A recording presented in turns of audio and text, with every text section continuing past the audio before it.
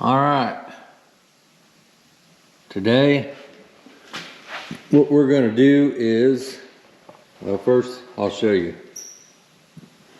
Passenger side Jeep is a 2000 Jeep TJ. The tie rod is bad.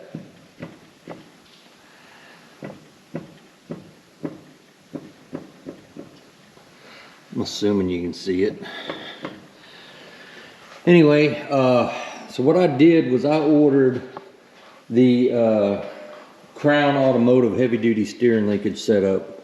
Comes with your, now what's this called? It's tricky. That's a tie rod. They call that the tie rod. It's tricky because we always think just this thing right here is a tie rod. And this one is the drag link. So I got new tie rod, new drag link. Now I got the kit number RT21004. Is that right? Let's look here. RT21004.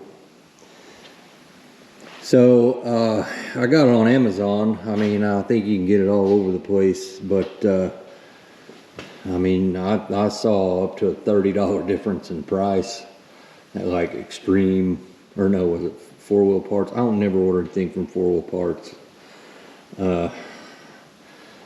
Amazon. I love Amazon.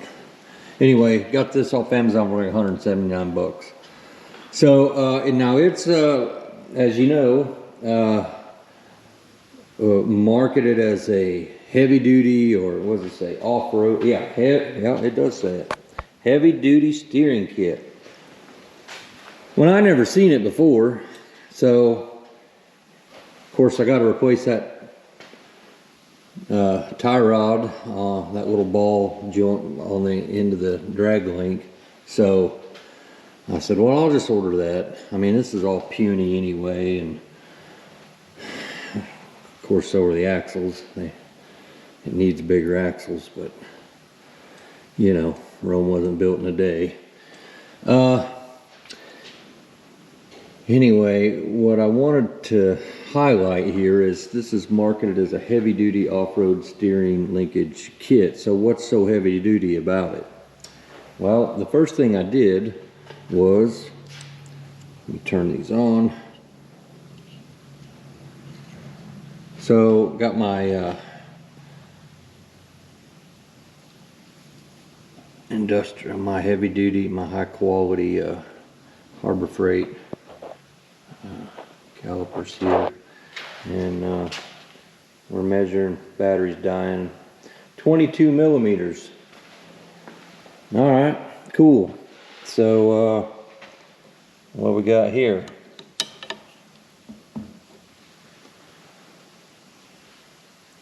25, almost 26 millimeters. Take the paint off, it'd probably be 25.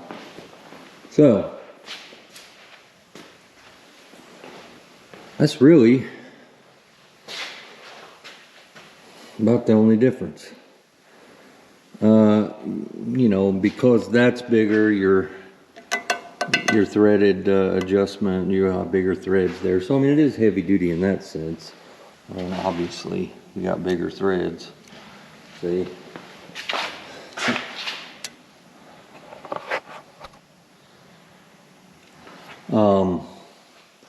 But your joints are still really, I think, they look the same to me. I mean, same size. I don't think, let's look at this one, because this is the end that would go on there. I do like how that grease zerk is hanging off to the side, although on the other one it's on the bottom. So this one will go on the passenger side.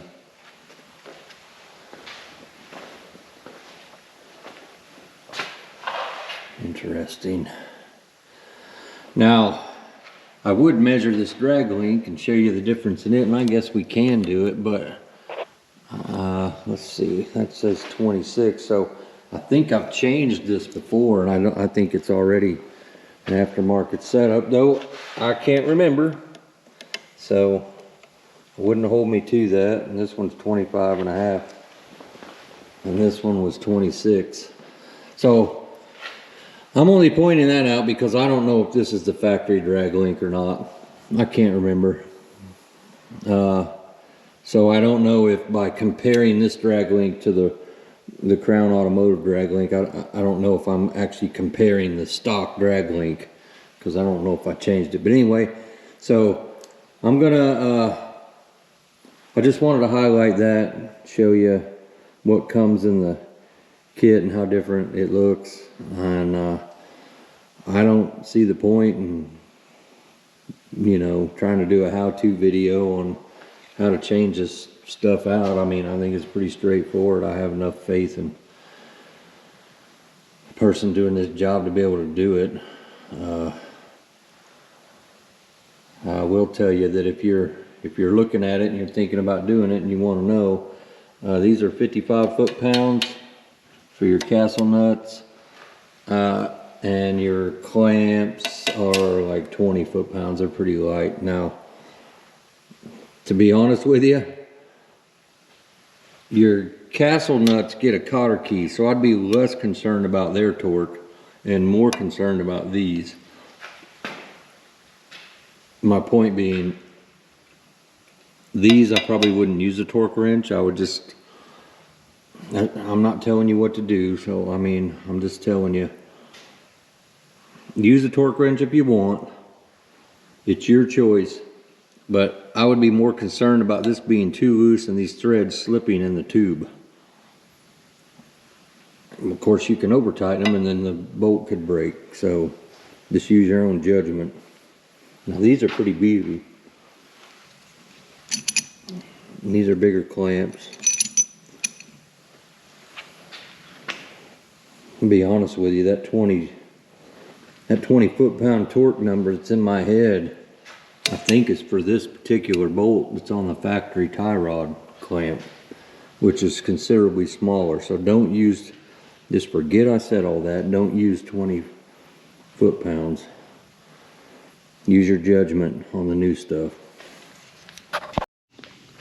All right, well, the install is done. Now, I wasn't able to center the steering wheel initially. Now you center the steering wheel by adjusting your drag length. I assume you know that, but I'm just going to mention it. The tie rod end on the drag length, I cut some threads off of it because it was all the way bottomed out. The threads from the tie rod end and the threads from the drag link were crashing into each other inside the ferrule. So what I did was I just chucked it up,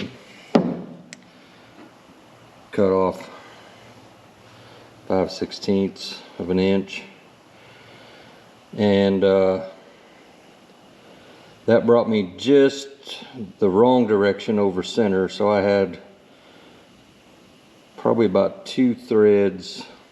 I backed it out the other way to center the steering wheel. I just did a quick alignment using a tape measure, and I was shooting for, these are 35-inch tires. You can see where I marked them, and I was shooting for 1/4 inch of toe in.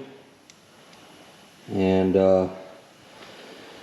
you know, using a tape measure is pretty crude. You really can't get, I mean, you can measure it and then measure the other side and then go back and measure it again without making any adjustments, and then measure it another time, and you'll always be off a little bit. But that's where I'm going to leave it. Let's see where the steering wheel's at. Now, steering wheel is centered enough. I haven't drove it down the road yet. I did drive it around the field back here. It felt pretty good. But I don't really anticipate much difference in the way it drives, except a got rid of my crappy tie rod, so I'll notice that. Anyway, I don't have a review on it. I got nothing to really say about it. I just wanted to show you the differences between what was on there and what it looks like when it comes in the box. So, alright, thanks for watching.